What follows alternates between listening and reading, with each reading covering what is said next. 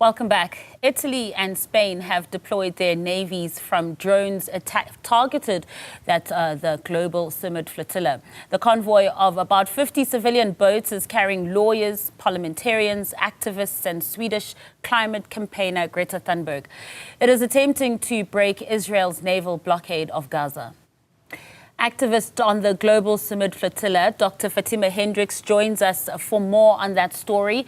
Dr. Hendricks, thank you so much for joining us this evening. And first of all, how are you? Where are you? Are you safe? Are you okay? Good evening, Martha, and all the listeners, the viewers. We are on the Crete territorial waters near Greece, and we have been anchored here for about 3 days now, restocking, refueling, and doing repairs. And the fleet is going to be checking out in the next few hours for the final stretch towards Gaza. So you are nearing the tail end of this journey, if I hear it correctly, Dr. Hendricks? Yes, we've got about 470 nautical miles to go, so there's still some way to go. Mm-hmm. That's approximately 4 to 5 days of sail. We left Tunisia about 13 days ago, so we've been on the water since then. And it's been, we've had the drone attacks in between, we've had mechanical issues. This is a grassroots movement, and it's made up of a broad-based coalition of ordinary people from around the world that are sailing and doing what governments should be doing. So there have been logistical challenges, and there have been setbacks, bureaucratic and through attacks. But we remain determined to reach the Palestinian shores.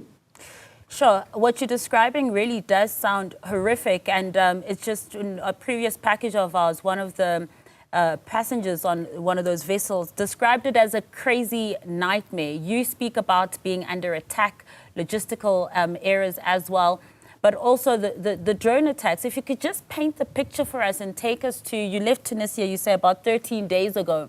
When you first had your first attack, what was that like? Where were you? What did that feel like?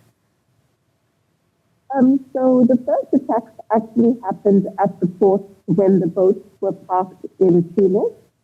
There were 2 drone attacks. Subsequent to that, the flotilla set sail, and about 2 or 3 nights ago, it started out with loud ABBA music that was playing in the background. It's broadcast, and we were wondering where this was coming from. And after that, we heard our boat was not attacked, but we went into security protocol with our life jackets, etc. We could hear the explosions, and we could hear we see the flashes of light and see the drones circling the boats that were hit. We could also smell the sulfur or the chemicals that were released. So it was a very scary situation. We are peaceful civilians on a humanitarian mission, and this kind of behavior is illegal by the occupying power. We need to remember that this is the 38th flotilla attempt, and it comes with a history of interceptions, of a situation in 2010 with the Mavi Marmara, where 9 activists were actually killed doing exactly what we're doing. This is a very historic moment because not only is the flotilla mobilizing across many countries around the world, but also the fact that we have mass mobilizations happening on the ground with, for example, Italy, dock workers, and African cities like Cape Town with major protests, placing demands on their government, on our government, to say we really need to step up the action around ending this genocide and isolating the apartheid state of Israel. You know, you also mentioning that support from around the world, from also Italy and Spain, sending protection to the flotilla, but also the protests that are going on also right here at home in Cape Town that we saw today continuing too. When it comes to this historic moment and this not being the first attempt and this being quite a noble but dangerous trek for you as well as ordinary peaceful civilians, what are your concerns when arriving in Gaza? Because as we know, it isn't a peaceful place. Absolutely. So the real goal is to open up a humanitarian sea corridor of aid.